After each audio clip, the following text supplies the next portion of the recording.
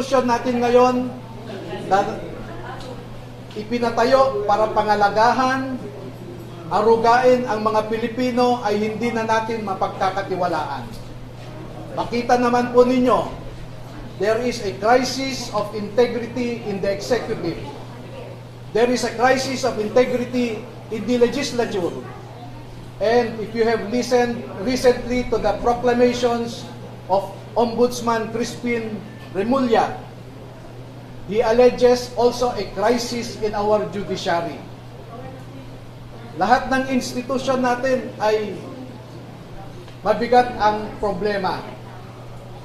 Pero alam naman po natin na ang mga institusyon na ito are just abstract ideas.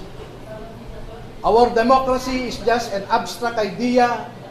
Our institutions are just abstract ideas.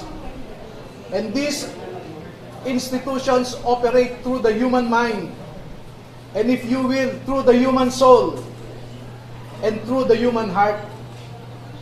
Ang problema natin ngayon ay yung mga nagpapatakbo sa mga institusyon na ito.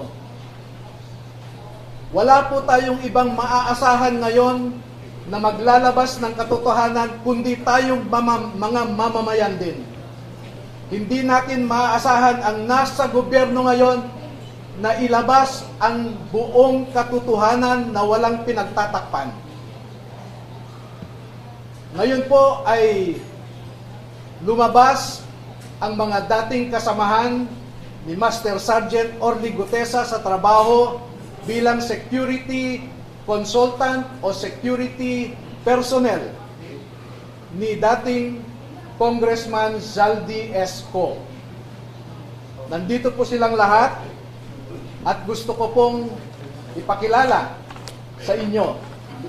Ang mga sundalong ito ay wala na sa serbisyo. Ngunit ang nasabi nila sa akin,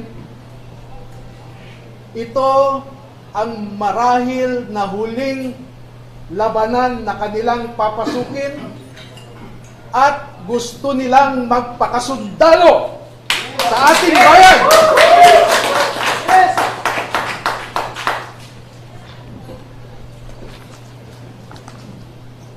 Tinatawag ko po ang isang magiting na Pilipino, si Bernard Tube.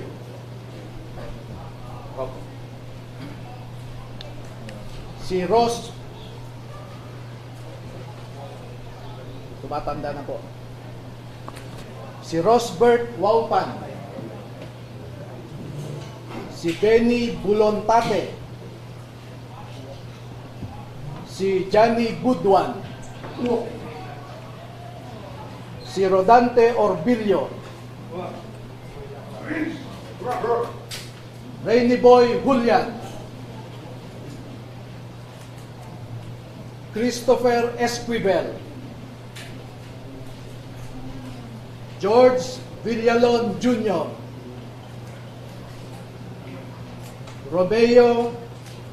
Romel Bobares. Gil Navidad Jr. Anselmo Taberdo. Walter Manalansan.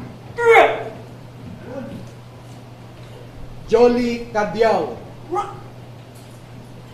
Romel Galapon. Cecilio Laroder Jr. Bernard Gubban. Crisani Dado. At Fidel Corpus.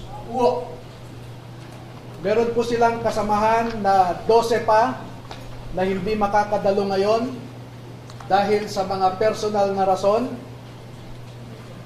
Ang dalawa ay meron silang kasama sa buhay na nagtatrabaho pa sa gobyerno at meron silang pag-aalinlangan na maaaring maapektuhan ang trabaho ng kanilang mga asawa. Yung 10 na hindi pa nakadalo ngayon ay tinatawag ko po na second batch. At lalabas din po sila sa tamang panahon. Bigyan ko po kayo ng halimbawa ng nilalaman ng kanilang affidavit at kung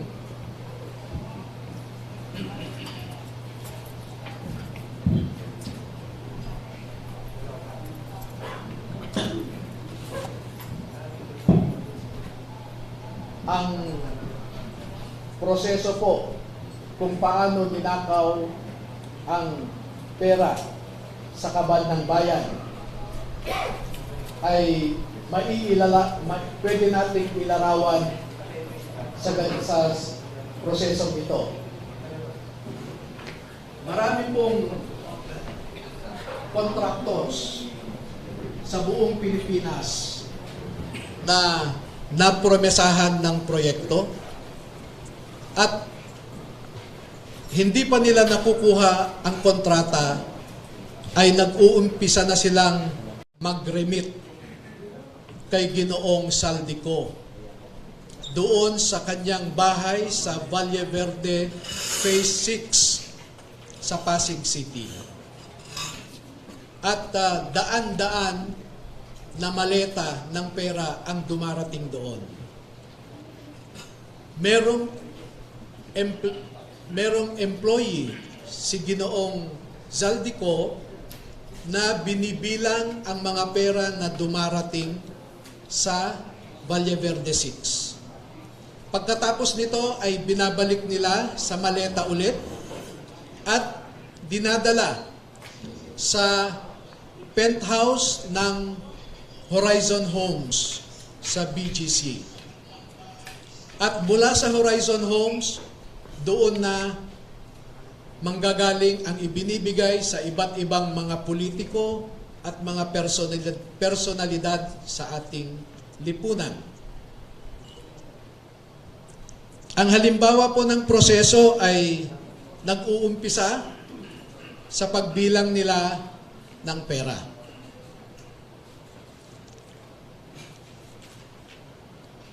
Ang susunod po,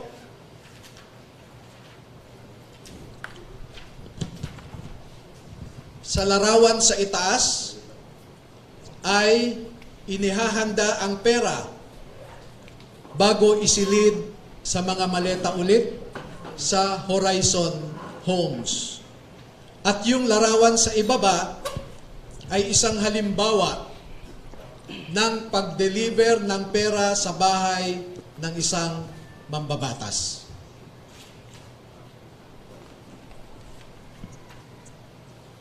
Makikita po ninyo na may nangyari kay Master Sergeant Gutesa.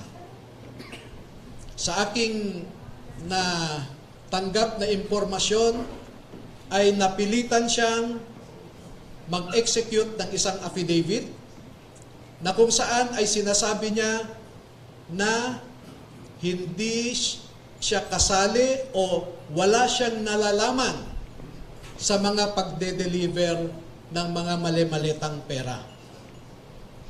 Pero makikita po ninyo dito na siya mismo ay kasama sa pagde-deliver ng pera. Kaya naaawa po ako ngayon sa sitwasyon ni Master Sergeant Gutesa dahil ginawa siyang sinungaling.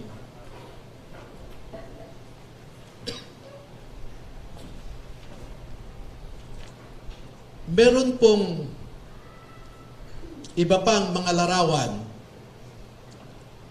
na sa tamang forum later ay maglalahad pa kami ng karagdagang mga ebidensya.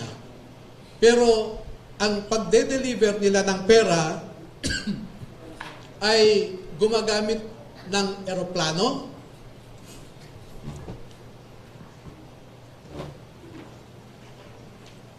gumagamit din sila ng helicopter,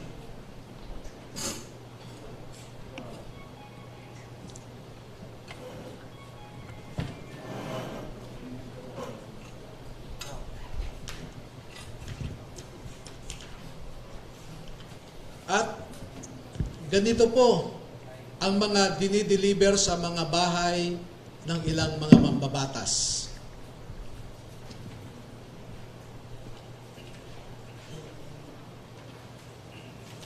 Makikita ninyo sa itaas na larawan ang hilera ng mga maleta na ang laman ay pera. At parte lamang ito ng isang delivery na sa panahon na ito ay 52 na maleta ito. Sa isang delivery, umabot ng 52 na bagahe.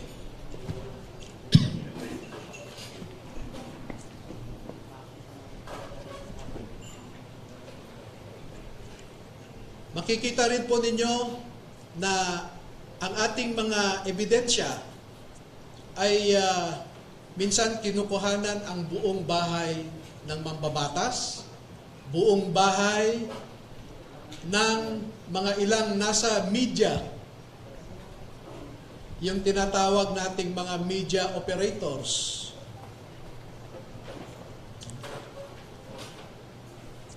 At ganyan po sila mag-deliver. No?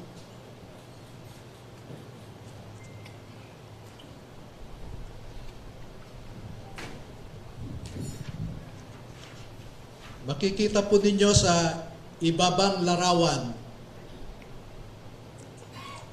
ang mga maleta rin ng pera. At marami pa pong iba na katulad nitong mga larawan. At dito sa taas na larawan ay ipinapakita lamang na yung isang malaking maleta ay hindi kayang o halos hirap na buhatin ng 3 katao.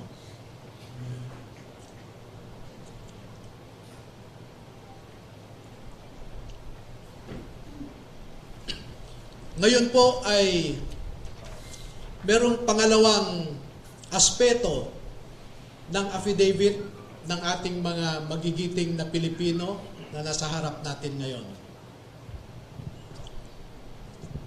Meron silang mahalagang napansin, naobserbahan, at alam sa kanilang personal na pananaw dahil nasali sila sa isang importanteng operasyon.